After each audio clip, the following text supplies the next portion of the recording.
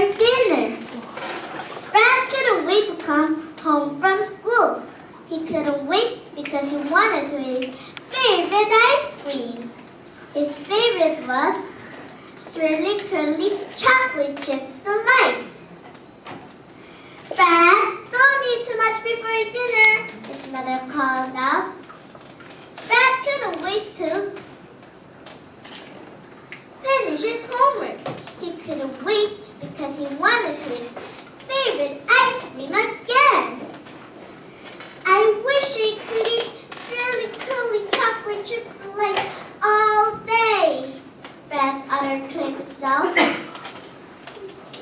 Brad, it's almost dinner time, his mother called out.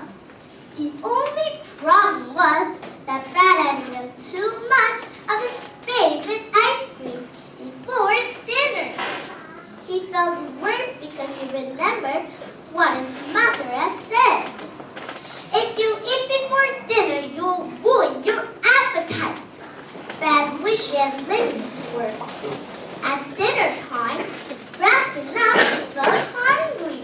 I don't ever want to eat swirly curly chocolate chip delight ever again, he moaned to himself. But if he didn't eat dinner, he'll be in big trouble. Brad did not know what to do. Hello. Oh, hi, Macy. How are you? Brad's dad answered the phone. Macy, let me talk to her, honey. Brad's mother got up. Brad saw a good chance to get rid of his food. That's odd. There seems to be more food on my plate, his dad said, puzzled. Brad still had so much food left on his plate. Brad, his mother solemnly said. Yes, Mom, he answered. Did you have something to eat before dinner? Brad shook his head quickly. Then quit fooling around and eat your food, she said sternly. Brad was in trouble, but then he had an idea, a very good idea. So, my teacher said that we have to, oops. Oh, Brad, his mother sighed. Sorry, Mom. He bent down and picked up the mess with his napkin. Just a little bit left. Brad looked at his plate. Brad's parents were deep in a conversation of something. Brad saw another chance to get rid of his food. Come here, Buster, Brad called as his head. Go away, Buster. No food for you. Brad's dad shoot Buster away. Oh no! Now what do I do? Brad panicked. Brad had no choice. This is disgusting, Brad said to himself. Fortunately for Brad, his luck changed once again. I'll get some more vegetables. His mother went to the kitchen. I want some more potatoes. His father followed her to the kitchen. Brad was all alone. Brad had to work fast. Brad found a plastic bag. He put the remaining food into the bag. But where could he hide the food? He had no choice. Why, Brad, his mother exclaimed. You certainly ate that quickly. It was so delicious, Mom. I couldn't stop eating it, right? Now that you're finished, I'll have a treat for you, his mother said sweetly. Brad's stomach turned and flipped. Swirly curly chocolate chip delight, his parents said together. The tub was full this morning. What happened? She asked.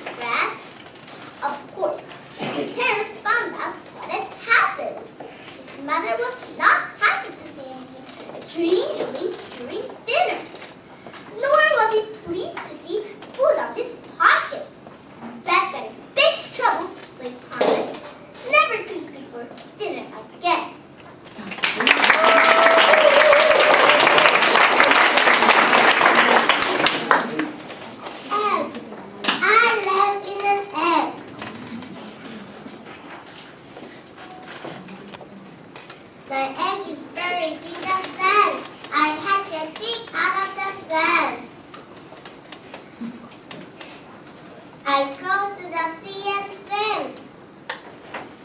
I am a sea turtle.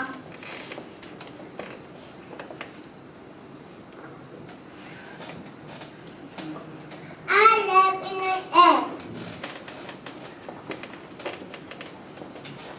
My egg sits in a hollow tree. I hatch. My mother feeds me meat. When my wings are strong, I learn to fly. I am an owl. I live in an egg. My egg is stuck inside some jelly. I float with many eggs in a pond. I grow into a tadpole. Then I wiggle out of the jelly. After it legs, I up. I am a frog. I live in an egg. My egg is light on some straw. I hatch. After I hatch, I begin to chip. My mother helps me find seeds. We scratch the ground together. I am a chicken. I live in a nest. My egg is stuck to a leg. When I hatch, I am a caterpillar.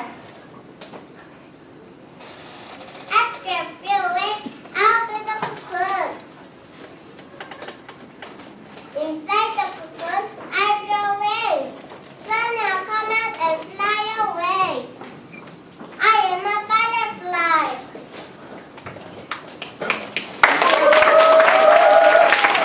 The other day, I met a bear.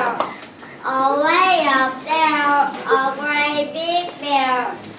He looked at me, I looked at him. He said stop me, I said stop him. He said to me,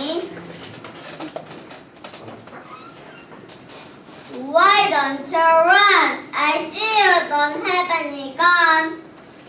And so I ran away from there, and right behind me was that bear. I had on me, I saw a tree, a great big tree, a golden tree. The restaurant just 10 feet up. I had to jump and trust my luck. And so I jumped into the air and missed the branches way up there. Now don't you frown and don't you frown. I caught them and went back down. There's other race, there is no more, until I meet the man once more. The end, the end, the end, the end. This time maybe it's the end. Okay.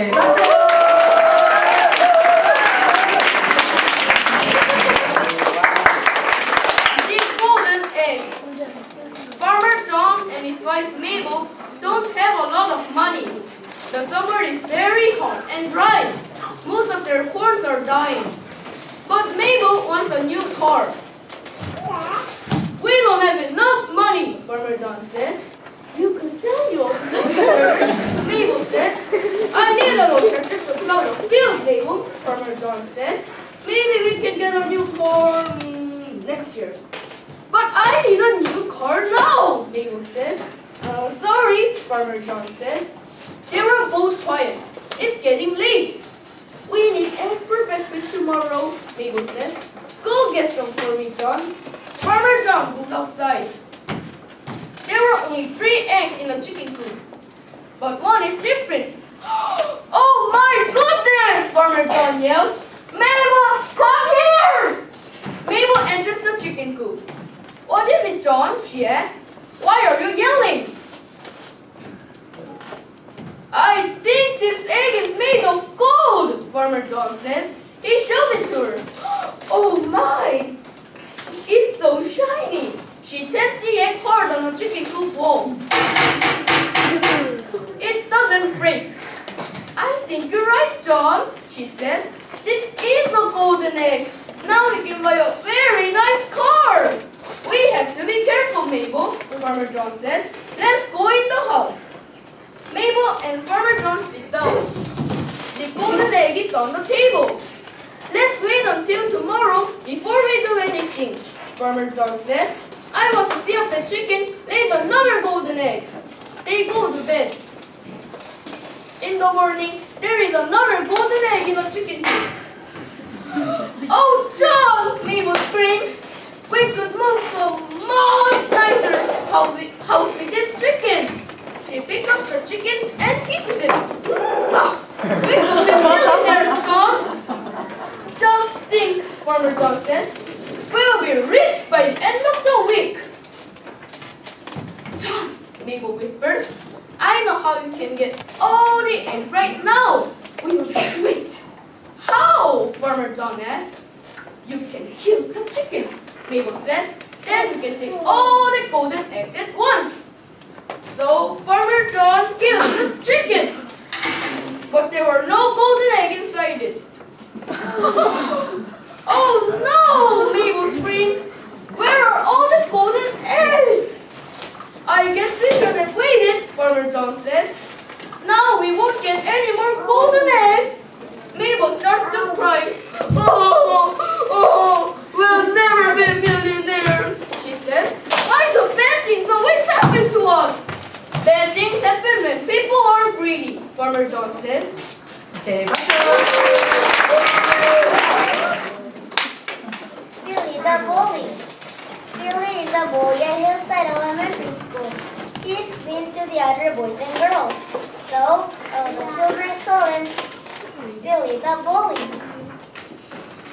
Look, Tony, that's Billy the bully. Stay away from him. Why? What is wrong with him? He's mean. He's bad.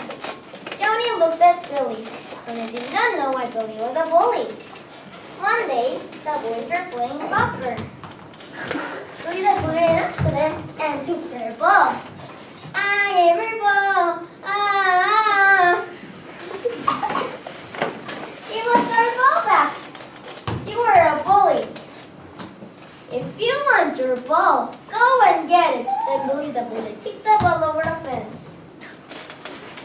That wasn't very nice, Billy. No, it wasn't. This isn't very nice either. Billy pushed Tony onto the ground. Then Billy the bully ran away. Mark, why do you think Billy is so bad? I don't know, Tony, but he's always mean. Just stay away from him. Don't think about him. Okay, Mark. That night, Tony thought about Billy the bully. He was mad at Billy. Tony did not know why Billy was so mean. Dad, there is a mean boy at school. His name is Billy. Why is he a bully? Well, Tony, why don't you ask him? Ask him? I can't ask him. He's too mean. Tony did not want to ask Billy. He wanted to forget Billy the bully, but he couldn't. The next day, Tony saw Billy the bully. Billy was playing rough with the girl. They were fun. Billy, why are you doing that? Because it is fun. Come on, Tony. Forget about him. He really is a bully. That is why he has no friends. No one to play with him. Billy doesn't have any friends. That night, Tony talked to his dad. I asked Billy why he was always mean. What did he say? He said that it was fun, but did not look happy. I don't know why Billy was a bully. Why didn't you ask Billy's friends? Dad, Billy has no friends. He's too mean. Maybe that is why he's a bully. He's a bully because he has no friends. The next day, the boys were playing soccer. Tony saw Billy the bully. Billy was running towards them to tip their ball, but Tony had a plan. Billy, do you want to play soccer with us? At first, Billy did not want to come, but Tony encouraged him. Tony had fun. That day, Billy was not a bully. Billy started to make some friends. Goodbye, Billy. Goodbye, Tony. Goodbye, Mark. Goodbye, idly.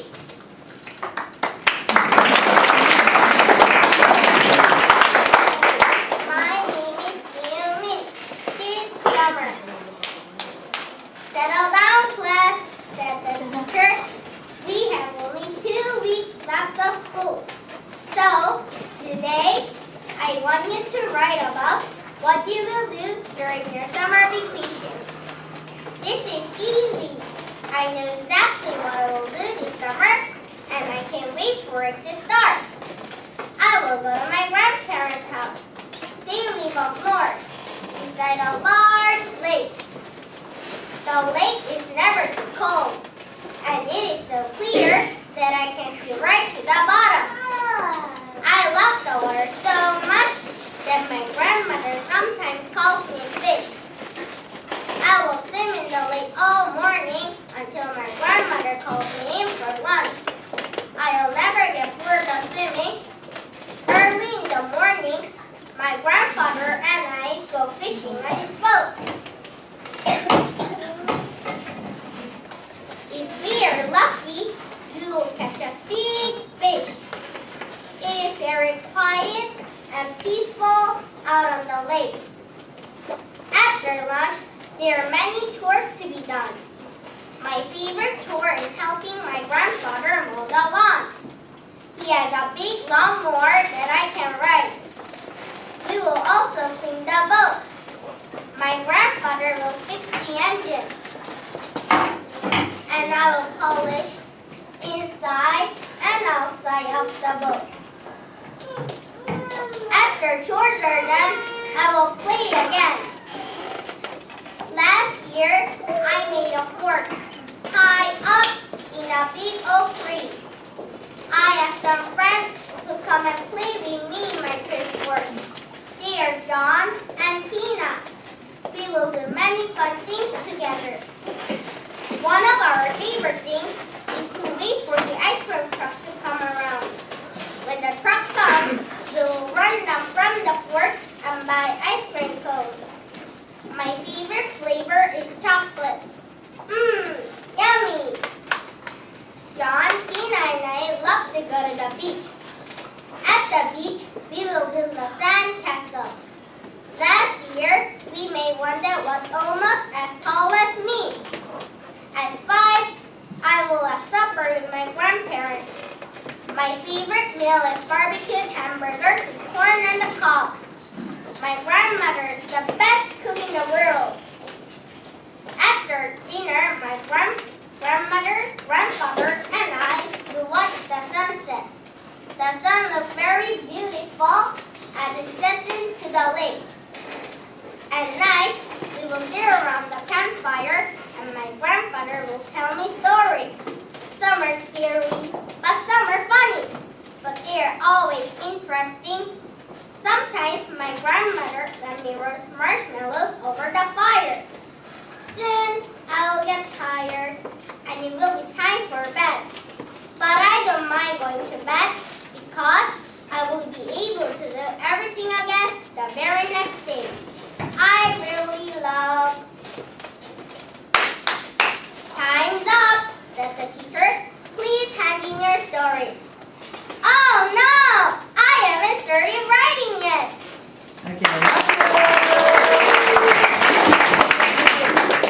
Don't beat your garbage.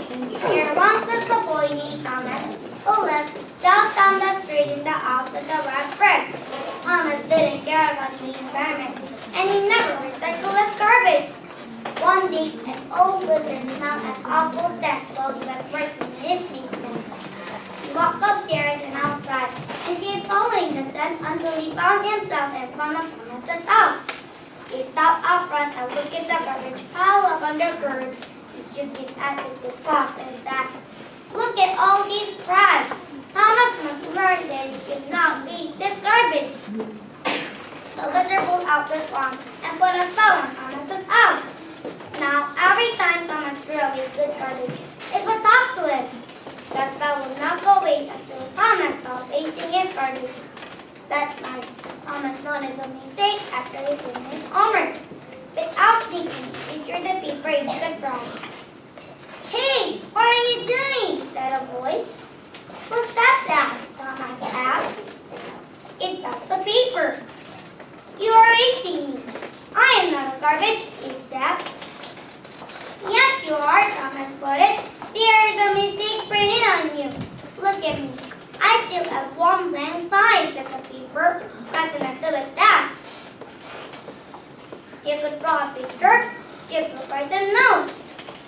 play a game.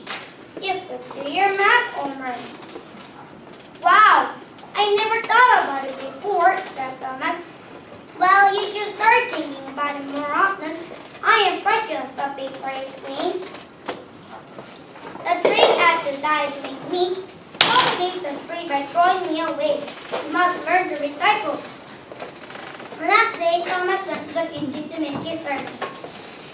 He ate a peanut butter and jelly sandwich with a glass of milk. Then he put the empty peanut butter jar into the garbage. Excuse me, take me out of here right now, said the jar. Why? You're garbage, said Thomas. No, I am not. You can use it for something else. Something else? Like what? I can hold your marbles. I can hold your pennies. I can hold your candy. I can hold many small treasures, said your answer. Thomas was at the spinning with ideas. This was the strangest thing that ever happened to him. Talking garbage. But he agreed that the jar was very useful, so he put it in the safe place. Later that day, Thomas ate some oranges and threw the orange peels into the trash can. It happened again. This time the peels started to talk. Stop! We do not belong in here. Why not? You are definitely garbage, said Thomas. There is no way I can use you. You smell bad. No, we are very special garbage. We go to the compost, said the peels. What is a compost bin? Asked Thomas. A compost bin is a special box where you put all your vegetable and fruit scraps. And in the spring, you put it into your garden. And it helps your flowers bloom. Thomas did not understand why his garbage was talking all of a sudden. But he started to understand what it was saying. He took the orange peels out of the trash can and put them into the compost bin. The next morning, while Thomas was getting dressed, he accidentally ripped a shirt and pulled it over his head. Since it was an old shirt, he took it off and threw it into the garbage. Where am I going? Asked the shirt. You're an old ripped shirt, so you're going to the garbage. I'm sorry, but there's nothing I can do with you, said Thomas. You're wrong, Thomas. You can use me as a rag. I can mop the floor. I can clean your pipe, explained the shirt. Thomas was amazed. It seemed that everything that used to be garbage still had a job to do. Even orange clothes and red clothes. He had a whole new understanding of his life. Thomas learned a lot from the talking garbage. He did not want to cause environmental problems anymore. That afternoon, he went around the house and looking all of the garbage bins. He found everything he could use and put it all in a special place with the rest of his treasures. The next day, Thomas's garbage bag was very small. Even the garbage man was impressed when he came to pick it up. Thomas had saved all of the used paper, all of the empty bottles, and all of his old clothes. He had even made compost out of his fruits and vegetables. There was hardly anything to throw away.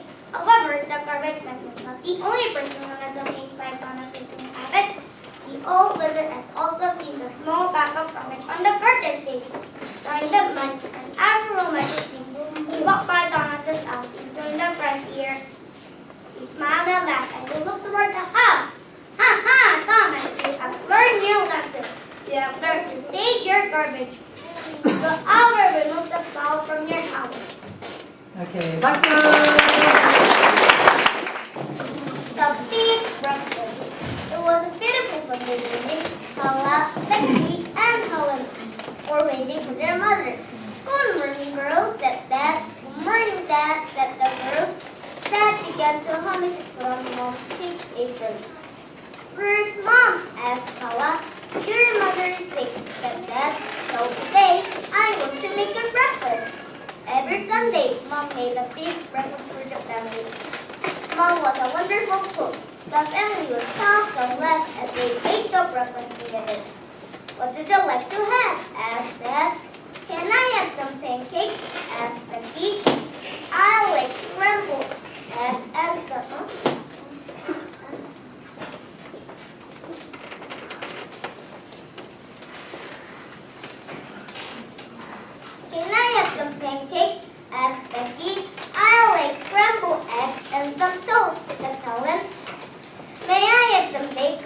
Pastor said, asked Paula. Okay, sure, no problem. Dad, can you help? Asked Helen. No, thank you. Dad put the frying pan on the stove. He put 2 pieces of the bread into the toaster. Now for the pancakes. That was in the drawer, in the refrigerator, and under the sink. Where did your mother hide the pancake mix? Dad scratched his head. Mom usually keeps it in the pantry. Becky pointed. Dad, the frying pan, screamed Helen. Dad put the bacon and sausages into the smoking pan. Then he put some pancake mix into a bowl and cracked 2 eggs. Ding! The toaster popped up 2 pieces of the black toast. Dad, the toast, said Helen. Dad, the bacon, said Paula. Oh no, shouted Dad. The girls began to giggle. How did your mother do it? I never knew cooking was so hard. I'm sorry, girls, but I missed our big breakfast, said Dad. The girls ran over and hugged their dad. That's okay, Dad. We can have cereal, said the girls.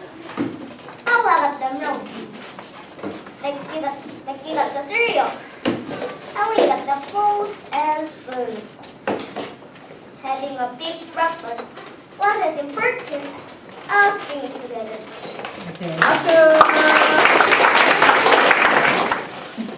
Story of a man called Flash. This story comes from the Milton period in Korea. It was a noble class were called young man at the time. They had to wear heading a lot after they got married. Whenever they went outside, they were required to wear a gun. One day, a young man who was wearing a nice gun went on a journey. He went to Jeju, one of the beautiful islands in Korea. The young man was looking around the island. All of a sudden, a big custom-made police got away. Oh no! I'm in big trouble now, he said. Indeed, a married young man couldn't go around without wearing a gun. It was like only wearing your underwear when going outside. He thought and thought, and finally he said, I will go talk to the person who managed the village. He found the person at the village and said, Sir, while I was passing through a village, a wind blew away my gun. Since we're blown up in this village, it still must be here. I believe you're responsible for finding it, right? The Lord thought for a moment. What he said is not wrong, but I know I was able to find it. I don't want to buy him one. A new gun is too expensive. I know, the Lord said. Please wait here a while, sir. The Lord called his servant. Come quickly and do what I tell you. Go to the seashore and call in the fisherman. The fisherman arrived quickly. The Lord said, Well, our guest here says that the wind police got away. Therefore you, fisherman, must buy a new gun for him. The first fisherman said, What? Why do we have to buy him a gun? The Lord answered, 3 days ago, did a new fisherman have an offering to the sky, asking for no wind to blow on the sea? The Lord, the second fisherman said, Yes, we did. Since you asked the sky not to blow wind on the sea, all of it has blown on the land. In your for this guest God blew away. The fishermen were confused. They knew his decision was unfair, but they could not find a better answer. Reluctantly, the fishermen buy a new gun for the young one. Young one thanked the fisherman, and the Lord for his new gun and thought, that Lord surely the quick thinker. Haha! He put on the new gun and continued to travel budget. Okay.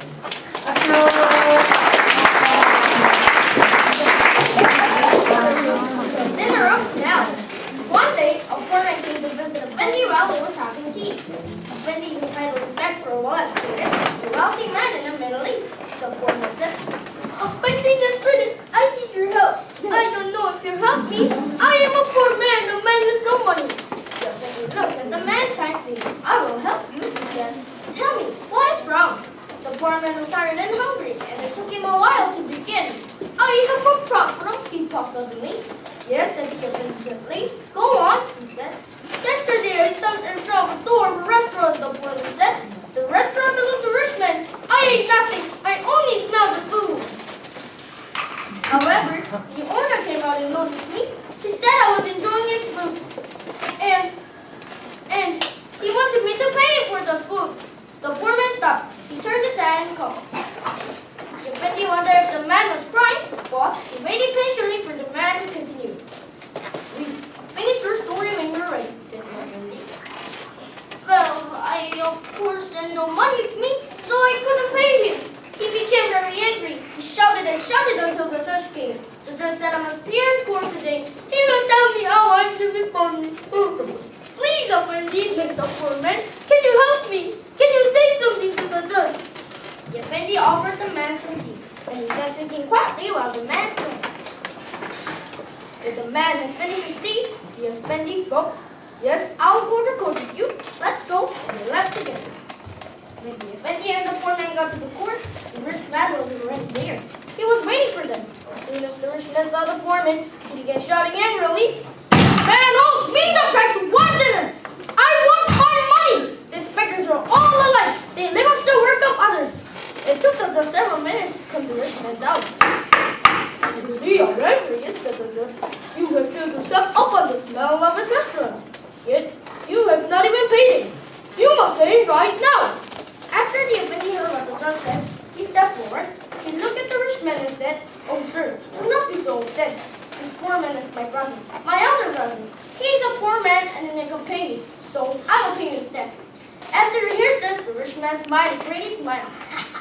The Effendi took the bag of coins from his belt. He bent down next to the rich man and shook the bag of coins. The coins jingled loudly. "Listen," said the Effendi. "Do you hear the sound?" "Of course I hear," said the rich man initially. "Well, then," answered the Effendi, "the problem is solved. The debt is paid. My brother has smelled the food, and you have heard his money." The judge nodded. He was satisfied with the exchange. If the poor man only smelled the rich man's food, the rich man could only treasure the smell of his money. Afterwards, the Effendi took the arm of the poor man and handed him the bag of coins. "Oh, my brother," said the Effendi, "and taste the food we have smelled so much of." The poor man bowed respectfully and left. Okay, 박수. The secret. Once upon a time, there lived a young Korean man who was very smart and wanted to become a politician. Since early student custom required that a man take a national exam to qualify for a position in politics, he traveled to Seoul to take his exam. While he was in Seoul, he decided to visit some shops. As he walked into one store, there was something shiny in the back corner that caught his eyes. He walked over, picked it up, and looked at it carefully. He stepped back in surprise. Why, there was a young, handsome man looking back at him from the shiny object. It was himself. He bought the shiny object and returned to his hometown. The young man decided not to show anyone the shiny object. He kept it hidden in the drawers, and over the next few weeks, snuck it out every morning to look at himself. Whenever he stared at his images, he smiled. As the week progressed, the young man's wife noticed her husband sneaking around by the drawers every morning for a long time. After he left for work one day, she opened the drawers and took out the shiny object. As soon as she picked it up, she screamed, "Oh, my husband has brought home a picture of a young, beautiful woman," she cried, trying to hide the object. But secretly, all she wanted to do was look at it, so she pulled it up and stared at the face in the glass. The beautiful woman was still in the picture, but her face was beginning to change. The beautiful woman was beginning to look upset. The wife started to become angry. "Who are you?" she yelled at the woman in the glass. "To whom are you shouting?" asked the young man's mother, who was passing by the room. "Oh, mother-in-law, a terrible thing has happened." "What is it? What's the matter?" "My husband even has brought home a picture of a young, beautiful woman. He doesn't love me anymore. See, here she is. The wife handed the shiny object to her mother-in-law. The old woman looked into it and shook her head. Why, she's not young. She's not beautiful either. The mother-in-law looked at the old wrinkled face staring back at him from the glass, confused about her mother-in-law's fury. The wife grabbed the object back from her mother-in-law. See, here she's again. Look at her. She looks frantic because we have found our secret. Is this some kind of joke? She's an old woman. Look. The wife got angrier and angrier, and the mother-in-law was getting furious. Look at how she glares at me. How dare you? You are not so beautiful now. Look how your lips are twisted. I wish my husband could see you, screamed the jealous wife. What is going on? Asked the young husband as he came running into the room. He saw his wife holding the glass and shouting at it like a crazy person. So you want to exchange me for a younger, more beautiful wife? Well, here is what I'm going to do to her. Before the young man could stop her, the wife opened the window and threw the glass outside as hard as she could. It hit the ground and shattered into countless pieces. Okay, 박수. People in the news. Maria Sharapova. Hi, little Fox readers. This week, our person in the news is Maria Sharapova, one of the top-ranked tennis players in the world. What can you tell us about this fantastic athlete, Ben? Well, Olivia, Maria was born in Siberia, Russia on April 19, 1987 to two very athletic parents. Her father, Yuri, was an avid tennis player, and Maria loved to watch him play. Maria's parents didn't have enough money to buy her racket, but when Maria was poor, a family friend gave her one. It had a large old racket, so Yuri cut off part of the handle. After that, Maria spent endless hours practicing on indoor tennis courts as well as outside in the cold, hitting balls against the side of her house. Her father pushed her to practice constantly, even when she didn't want to. By the time she was 6, she had become so good that her parents decided to take her to a tennis clinic in Moscow. People in the clinic were very impressed with Maria and told her parents about a training academy in the United States called the Bollettieri Tennis Academy. It is a very prestigious school where many world tennis champions had trained. For a full year, Maria's parents saved money to travel to America. Sadly though, only Maria and her father were able to get visas. Maria was just 7 years old when she left Russia, and 2 years would pass before she saw her mother again. Maria and her father arrived in the U.S. with only $700, and they spoke no English. Then, at the Bollettieri Academy, they received terrible news. Maria was too young for the school. She would have to wait 2 years until she was 9 to try out. That must have been really upsetting for Maria and her dad. What did they do? They decided to stay in the U.S. until Maria was old enough to try out for the academy. In the meantime, Yuri spent a lot of time coaching Maria, and she started competing in and winning some small local tournaments. When Maria was 9 years old, she got an invitation to try out for the academy, and she did so well the school offered her a full scholarship. That was a good thing, Olivia, because tuition there was about $46,000 a year. A lot of money. Life at the Bollettieri Academy was not easy for Maria. It was a boarding school, which meant she lived there full time. She shared a room with 3 16-year-old girls, and they teased her for being quiet and not speaking English. Between the bullying and the competitive atmosphere at the school, Maria had to learn to be self-reliant and tough. In addition to regular schoolwork, Maria was expected to practice tennis about 6 hours a day. When she was 14, she started competing professionally, and during the next 2 years, she won some minor tournaments. Maria impressed tennis fans with her aggressive play style and her ability to hit the ball hard. She had a very powerful serve. At 1.8 meters tall, her height allowed her to reach shots more easily than most female players. In addition, Maria stood out because she had a tennis trick and grunt as she hit the ball. In fact, Maria's grunt has actually reached 105 decibels, which made her one of the loudest tennis players in the world. So when did Maria become famous? Maria became internationally famous at the age of 17 when she won the 2004 Wimbledon tournament in London, England. Wimbledon is one of the 4 Grand Slam tennis tournaments held each year, so this was a really big deal. By 2005, Maria was ranked the #1 woman tennis player in the world, and she had lucrative deals with numerous companies to endorse their products.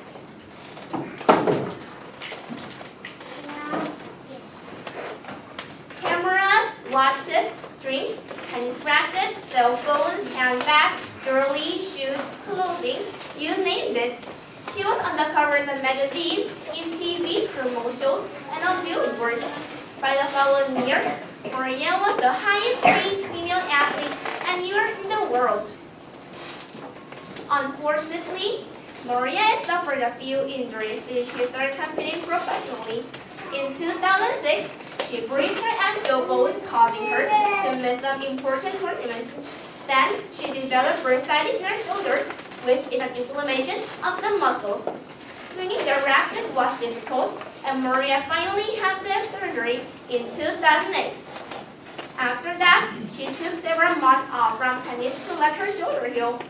Since then, she started competing again, and even though her shoulder isn't as strong as it once was, she still ranked very high.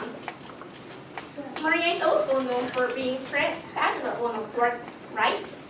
That's friend Olivia. Maria loves fashion, and she helped to design all of her competition outfits. Many of them are planned and listed a year in advance so that they can be sold in stores around the same time that Maria is wearing them. When designing, she takes into consideration the color of the court she'll be playing on, the time of day she'll likely be playing, and what she thinks will be in style by the time the competition takes place. Maria also helps design shoes, cell phone accessories, sunglasses, and get this, candy. Maria is aware that she won't be compete as a tennis player forever, so she is determined to set up other business plans now. This way, she won't ever have to worry about earning a living. She has also served as a goodwill ambassador for the United Nations, becoming involved in the development and recovery of the area surrounding Chernobyl, where a nuclear accident occurred in 1986. Wow, that sounds like Maria is busy off the court as she is on the court. Well, that's it for this edition of People in the News. We will see you next week.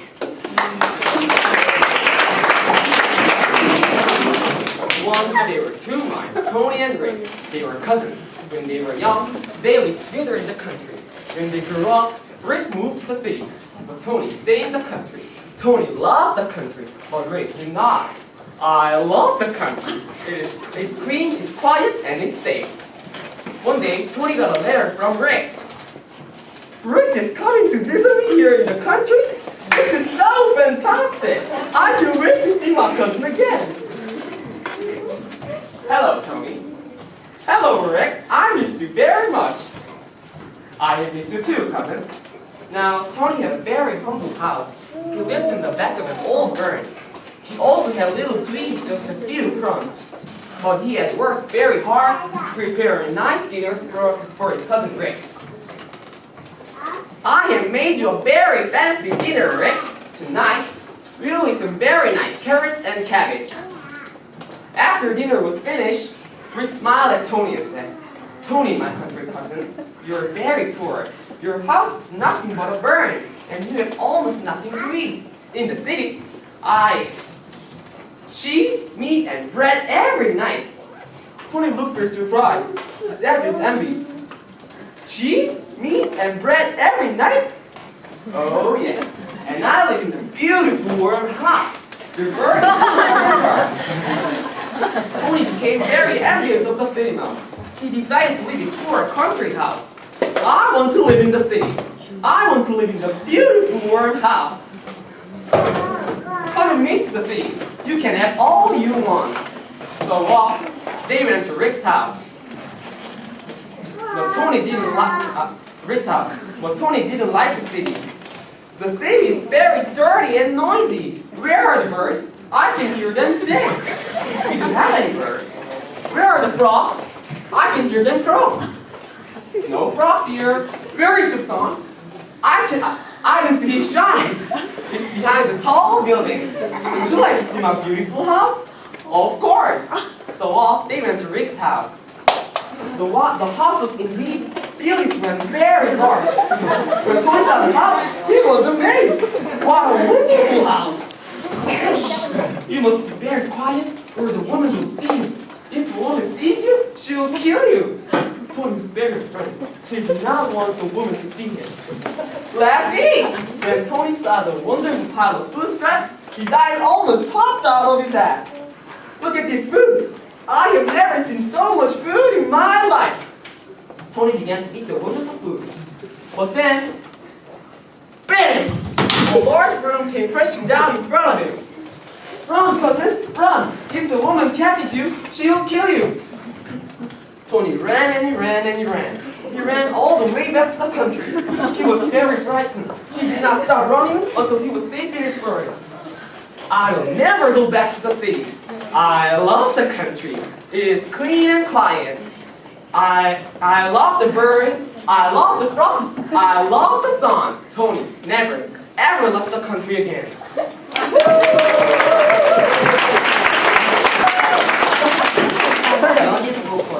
Once upon a time, there lived a man named Thomas the Lumberjack. A lumberjack is someone who owns wood. Thomas was a big man with bushy red hair and bushy red beard. Every day, with a large wooden axe on his shoulder, Thomas sent Tippy to the woods to cut down trees. After working out all day long, Thomas had a mighty thirst. He decided to get a drink. He walked through the sounds of the water, and through the tree, he saw a waterfall. It was falling into a deep, mysterious pond. Thomas laid his wooden axe down on a rock near the edge of the pond and bent down to get a drink. As he bent down to get a drink, he heard something splash. He looked up and saw a large green frog swimming in the pond, and he laughed. It was only a frog. I don't mind except falling into the pond. He took one more drink from the fresh water and reached for his axe. But it was gone. He looked around. He scratched his bushy red beard and said, "Where's my axe?" He looked at the frog. "Did you take my axe?"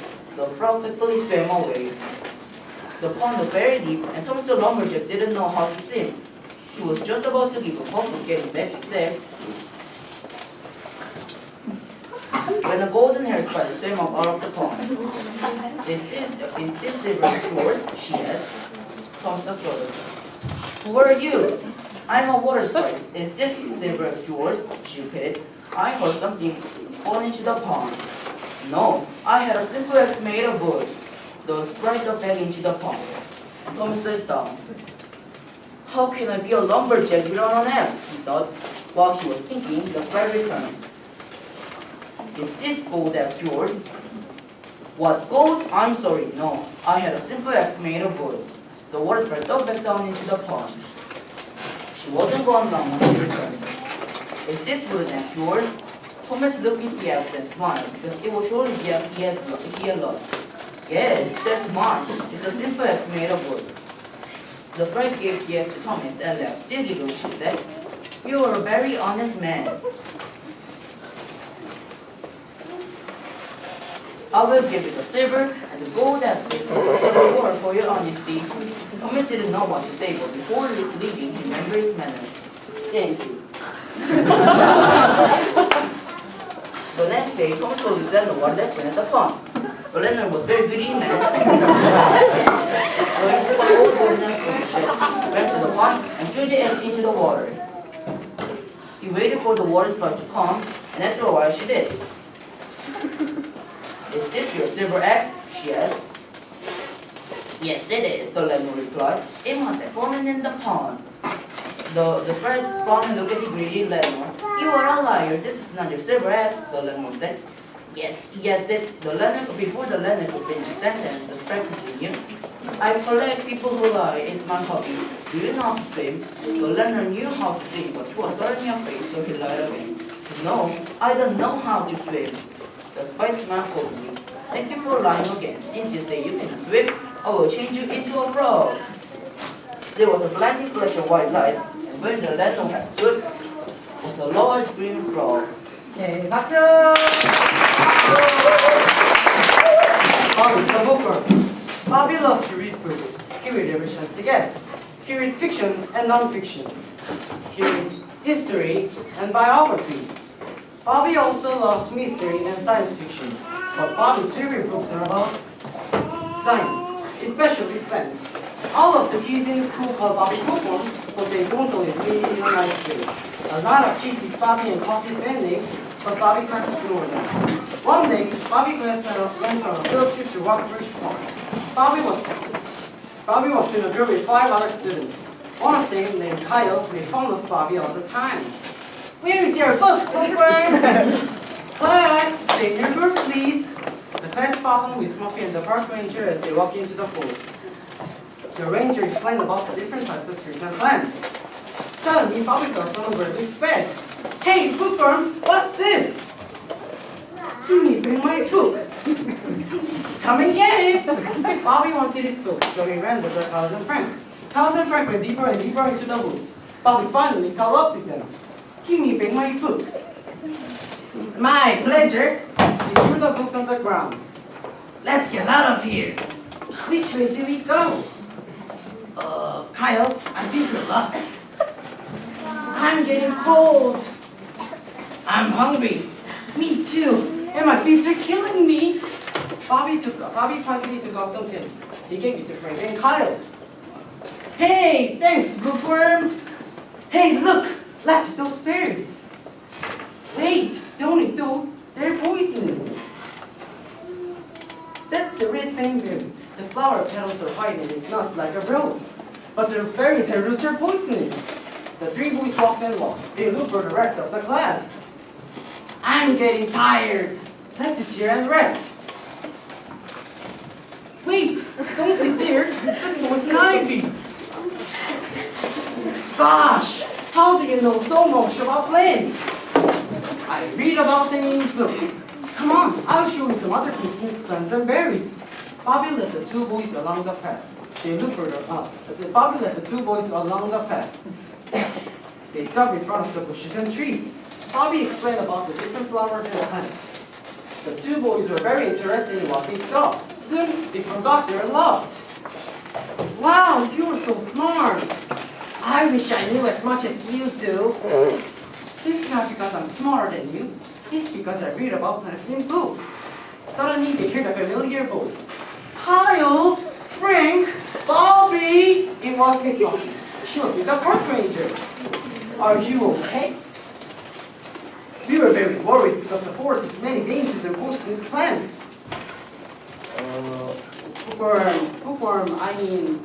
Bobby's an expert on plants, so you're okay. Well, you boys are in deep trouble. You will go to the library and do research on all the poisonous plants in North America. Then you are presented to the class. The 3 boys look at each other and smile. What are you smiling about? Nothing, Miss Muffy, we're sorry. From then on every Saturday, the 3 boys went to the library. Carl and Frank soon realized why Bobby loved to read so much. They decided to start a club. They called it the Bookworm Club. And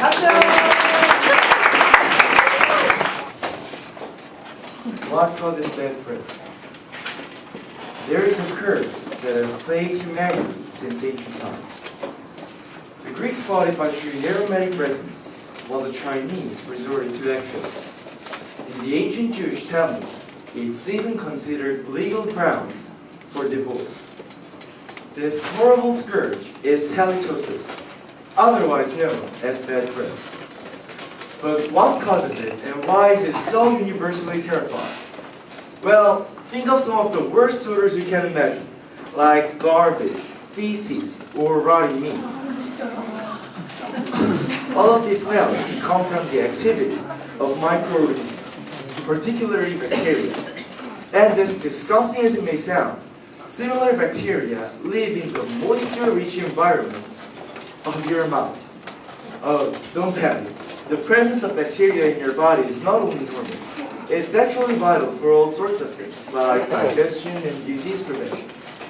But like all living things, bacteria need to eat. The bacteria in your mouth feed off of mucus, food granules, and dead tissue cells. In order to absorb nutrients through their cell membranes, they must break down the organic matter into much smaller molecules. For example, they'll break proteins into their component amino acids, and break those down even farther into various compounds. Some of the foul-smelling byproducts of these reactions, such as hydrogen sulfide and cadaverine, escape into the air and walk their way towards unsuspecting noses. Our sensitivity to these odors and interpretation of them as bad smells may be an evolutionary mechanism warning us of rotten food and the presence of disease. Smell is one of our most intimate and primal senses, playing a huge role in our attraction to potential mates. In one poll, 59% of men and 70% of women said they wouldn't go on a date with someone who has bad breath, which may be why Americans alone spend $1 billion a year on various breath products. Fortunately, most bad breath is easily treated. The worst-smelling byproducts come from gram-negative bacteria that live in the spaces between gums and teeth and on the back of the tongue.